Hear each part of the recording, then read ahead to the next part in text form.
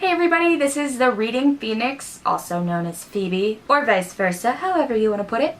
Today I am doing an About Me video. I'm actually going to be labeling it as Phoebe Fun Facts because, you know, who doesn't want to be fun? I'll start off by answering, how old am I? I'm actually 18 years old. I will be 19 in October. I was born on October 21st, 1997. I am a Libra, balancing the scales, but not my life. Because my life is like not even close to being balanced. How did I get started reading? That's actually really simple.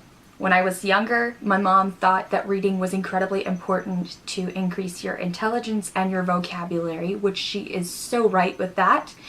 And she got me started with the Black Beauty book because at the time my favorite animal was horses. So there was really no other better way to get me hooked than reading Black Beauty. And ever since then, I just really haven't put books down. I did go for a while where I wasn't reading consistently, but that was primarily because I hadn't learned what genre I was really interested in. And I just started collecting books, and it became an issue. Like, I had far too many books and I wasn't reading them because I just liked the look and feel and smell of books. I'm one of those people. What do I love about reading? Everything. My favorite thing about reading would have to be the journey that a book takes you on. Reading is... There are really no words for how incredible reading is, which is ironic considering that you're reading words. But I find that reading gives me the opportunity to be and feel and experience things that I would probably never get to experience in my own life.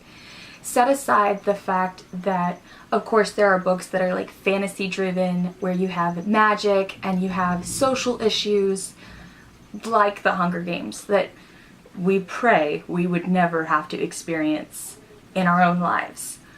But it gives you an opportunity to experience different cultures in the comfort of your own home.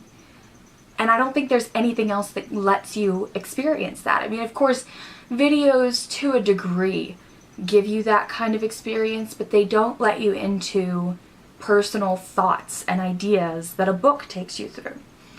So I love reading because it's unique like that. What do I do besides reading? A lot of things. I eat and I sleep and I talk. Like everyone else, I am a normal human being. I work at a local restaurant that I love. I love all my coworkers, and honestly, it's the best job I've ever had. On top of that, I have a boyfriend who I have been with for like a year and 4 months now. It's been a while. We are actually talking about marriage. I'm not currently in school, but I have been considering what I want to do with my life, which leads me to the next question. What do you want to do with your life? I don't know. I mean, I'm pretty young. At 18, I don't think anybody knows what they want to do. And those who do are like already running their own businesses, so they don't count. I have a scholarship to the New York Film Academy, and I really do want to pursue that. However, I am trying to take my time and ensure that I make the right decision. I don't want to rush into something, pursuing my dreams, and end up flat broke on my face, nowhere near my friends or family, and homeless. I just don't want to do that. I do love reading, and I love books. I love editing books, reviewing books, everything to do with books. So I have been considering becoming an English major, or even majoring in journalism. Do I ever want to write a book? Yes. I have no idea what I want to write a book about. However, I know that I do want to write a book. When I was like 11 years old, I did actually write a book. However, after asking all of my friends and family to read that book, they informed me that it was way too sad because I wrote when I was feeling bad. When I was sick or when my feelings were hurt, I would get on my laptop and I would just write. Or I would grab a pen and paper and I would just write. So that all got reflected into my book. So there really was no happy moments, and I never took the time to actually plan out a story. So in the future, obviously I've already learned from my mistake there, and I'll make sure that I write when I'm happy, when I'm sad, when I'm feeling everything. What is my favorite book? I don't have one. I could never possibly have a favorite book, and I will tell you why. I view authors as artists. I view them as unique as painters.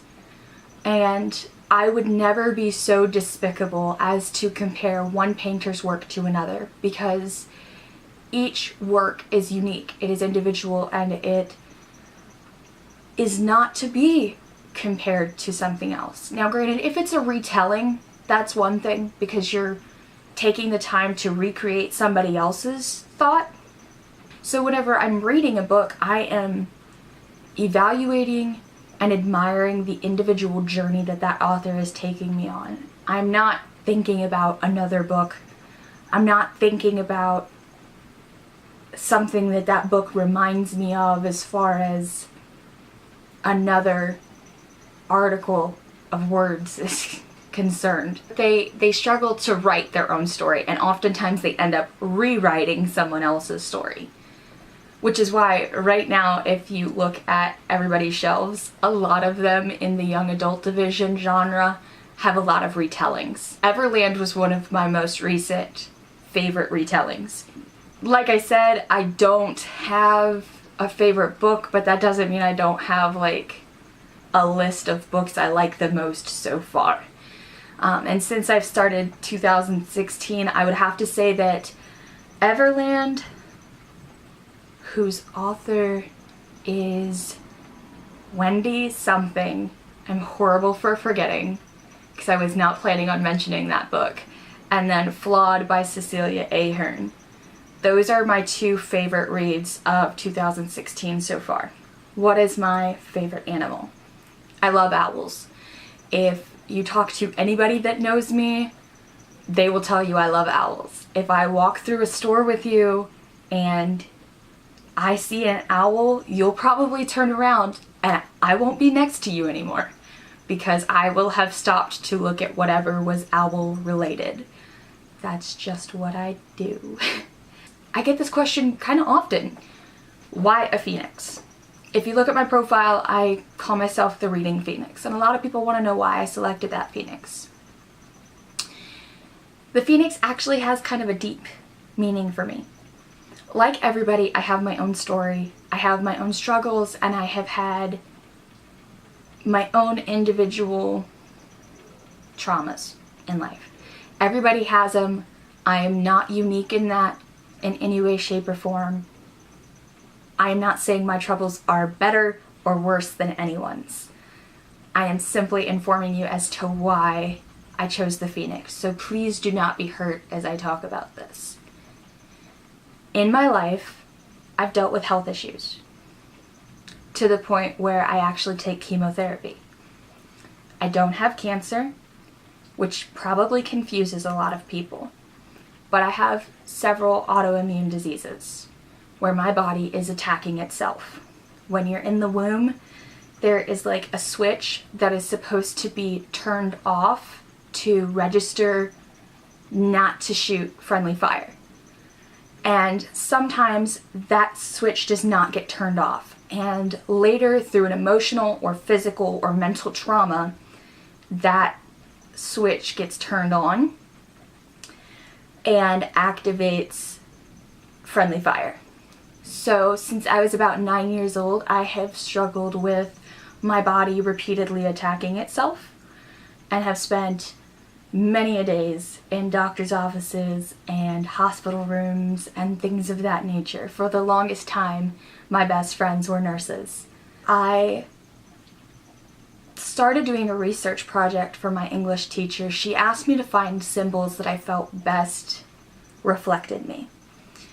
And through looking, I stumbled upon a phoenix, and I felt like my heart was home. I have been through so much, and each time I have pressed through and determined to not let it stop me. And for a phoenix, whenever it dies, it rises from the ashes and experiences new enlightenment and a new life. And for me, I chose the phoenix because that's the same process I go through. I have literally had near-death experiences, and the phoenix represents me because each time I rise from those ashes and I learn something new, not only about myself, but about the world around me. And each time I've gone through something like this, I have never let it stop me from being that ball of fire and being a light to people who are struggling with sadness. I mean, I myself, having struggled with depression, I want to reach out and I want to be friends with everybody, and I want to help them through those tough times. Because unfortunately in society, a lot of people dismiss depression and they mistreat people who are struggling with it because they just don't understand. And I never want to be one of those people. So if you are struggling with depression and you do need a friend, please feel free to reach out. I would be more than happy to talk to you, to get to know you, and to be there for you. I'm not promising I'm perfect. I'm not promising that I'll never hurt you, but I am promising that I will be there and we will go through it together, because I know that's what I needed. So moving along from that really separate topic, do I have any upcoming TBRs that I really want to read? Yes, I have several books that I'm looking forward to reading, 2 of which are actually from publishers who were kind enough to let me read advanced reader copies. I have not read them yet, but I'm eager to open the pages, and we'll open the cover and start reading what's on the pages. First on my TBR list is actually Dorothy Must Die. And this book by Danielle Page is a retelling, which I was talking about earlier. And it's a retelling of The Wizard of Oz, which is not surprising because, like, Wizard of Oz cover and Dorothy kind of gave it all away. But this book, on the back, it clearly says, "Your mission, remove the Tin Woodman's heart, steal the Scarecrow's brain, take the lion's courage, and then Dorothy must die." So in this retelling, she really switches everything around, and it's supposed to be about how Dorothy is evil. So instead of being a protagonist, she's an antagonist. Good witches are bad witches, and bad witches are good witches. So it really jumbles up the entire Wizard of Oz that we come to know and love. Next on my TBR list is going to be City of Bones by Cassandra Clare. My boyfriend honestly doesn't read much at all, and whenever he does, he only reads books that he, like, loves. So whenever he highly suggested this book and I started doing my research and reading reviews, I found out that it's something I'm really interested in reading. I've already started reading it and I love it so far. So where has Cassandra Clare been my whole life? On the bookshelves, waiting for me to buy her. And now I have. So I already have the second book and I look forward to finishing the series soon. Next on my TBR is Zodiac, which is actually the sole reason why I mentioned my zodiac sign earlier when I mentioned how old I was. This book by Ramino Russell is pretty interesting, actually.